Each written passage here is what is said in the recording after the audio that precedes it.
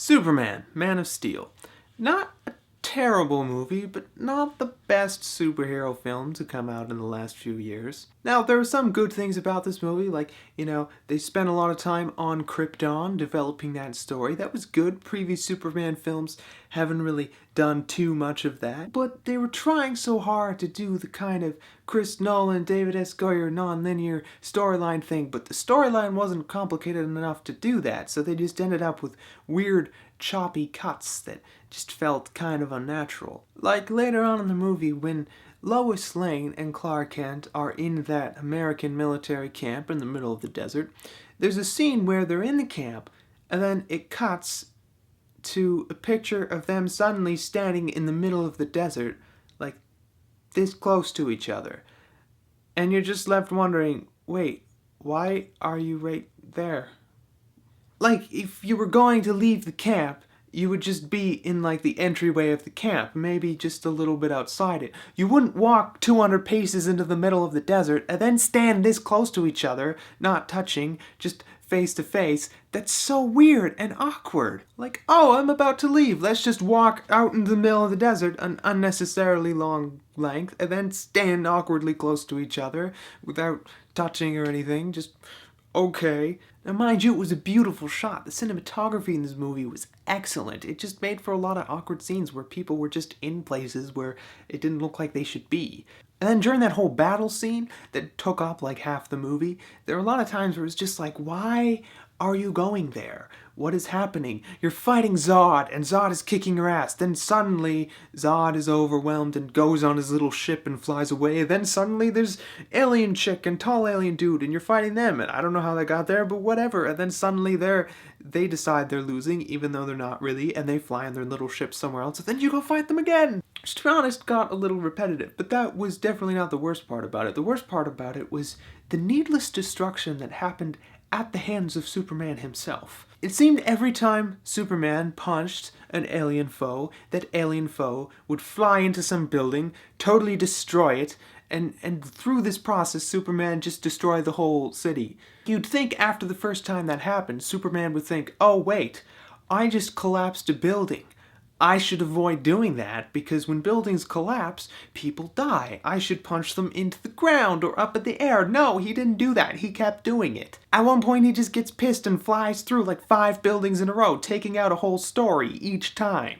And then, when he's got Zod in that headlock, and Zod is like, I'm gonna laser burn that family, and Superman's like, no! It's like, wait, you're worried about Zod killing these 5 people. You've probably killed tens of thousands of people by now, just because you keep punching people into buildings and collapsing them.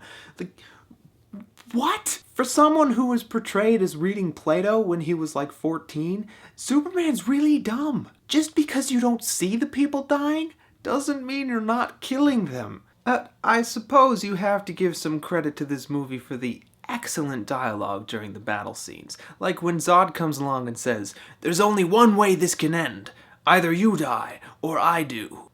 Well, first of all, I don't know how numbers work on Krypton, but that's 2 ways. Second of all, no shit! We're superpowered aliens fighting each other because you want to take over the world and I want to save it.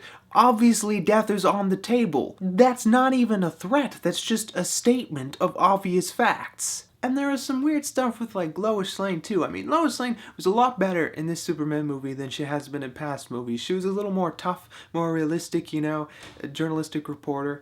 But, like, when Superman's holographic consciousness father told her, what the master plan was so she could save the day, she knows this, right? Then she meets up with Superman after this point, doesn't jump into action, tell him the secret master plan so they can work it out. No, she decides to stand there and stare into his eyes and have a sappy moment. Like, no, this is crisis mode. This is not realistic. You are like a journalist. You know that when things are happening, you need to jump into it and get stuff done. Then, like, later on, she freaks out and she's like, oh shit, I have to do this. I have to let people know what's going on. I have to tell people how to save the world. Why didn't you do this like 10 minutes ago? I think one of the worst parts about this movie was at the very end, the little aftermath of everything, the denouement. Superman walks in as Clark Kent to the Daily Planet. By this point, they've already screwed up the story so much that, like, Lois Lane already knows who he is, which is weird, but I don't really mind that much. You can play with those storylines. The thing that bugs me is that it's not a whole long period of time afterward. It's not like, oh, this is like, 10 years in the future or something. It's like, this is very soon afterwards, and they're sitting in the Daily Planet building in Metropolis after Metropolis has been totally destroyed. Like, there's that scene in the end part of the battle where they're just sitting amidst a pile of rubble, and in the background, all you can see is just desolated buildings and smoke. It looks like a nuclear war zone.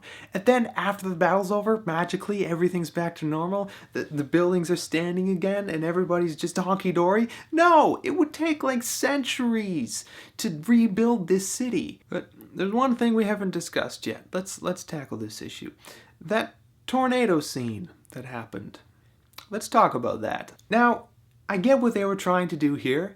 It was pretty blaringly obvious, I mean, Clark is having tension with his Earth father, and his Earth father's all like, hey, you can't show your powers in public, and then, but...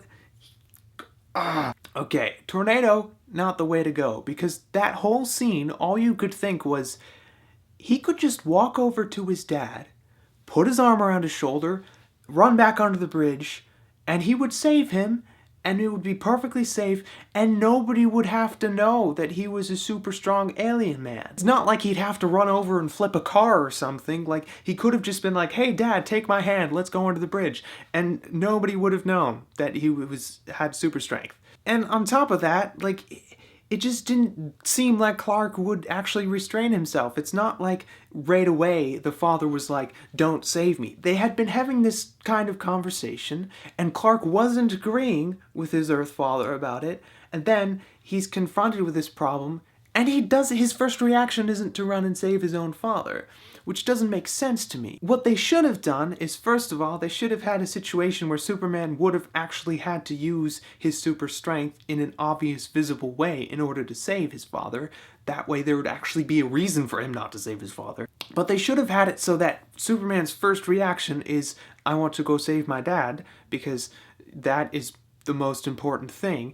And then, as he's doing that, the dad says, no, Clark, don't do it. Gives him the knowing look, and then Clark hesitates, then Dad dies. You get the same point across, but with the added success of making a scene that actually makes sense. Also, if you cared enough about the dog that you're willing to run into a tornado to save it, why did you leave it in the car in the first place? Like, you're an idiot. Leave the dog at that point. Leave the dog, okay? It'll probably just run over to you anyway, which is like what it did, if I remember correctly. Or like, that dad is an idiot. I'm sorry. Have Superman go take the dog. Again, he wouldn't have had to show his powers to do that. He would have just run over, taken the dog, run back. He wouldn't have blown away, and everybody would have just assumed, oh, look, he's lucky. He didn't blow away. And that would have been it. But no, you had to be stupid. Yeah, okay. I think that's it. I think that's all I had to say about Man of Steel. Actually, that's probably not all, but that's all that I can remember at the moment. So, yeah, enjoyable movie, lots of explodey, fighty things, but kind of really stupid also. So, I give it 3 out of 5 mehs. Meh is the new star, apparently.